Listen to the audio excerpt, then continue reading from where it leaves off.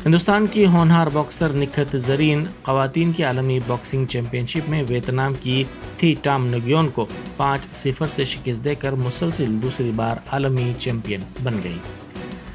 निखत, जिन्होंने पहली बार 52 किलो जुमरे में आलमी चैंपियनशिप जीती थी, 2 बार की एशियाई चैंपियन निगुइन को शिकस्त देकर 50 किलोग्राम जुमरे में तिलाई तमगा जीता। निखत ने सेमीफाइनल में कोलंबिया की अंग्रेडो वलेसिया को शिकस्त देकर फाइनल में दाखिला हासिल किया था। दिफाई आलमी चैंपियन ने मुक्केबाजी के आगाज से ही दुरुस्त मुक्के लगाए और निगुइन के हमलों को बेअसर करने के लिए तेजी से अपने पैरों का इस्तेमाल किया।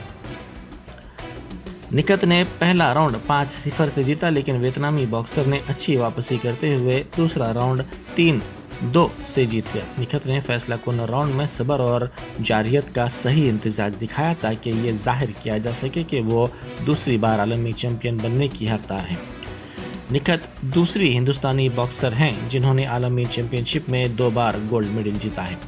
निखत के अलावा इतवार को लिविना बोरहीन ने भी चैंपियनशिप जीती। हिंदुस्तान 4 गोल्ड मेडल्स के साथ वापस हो रहा है।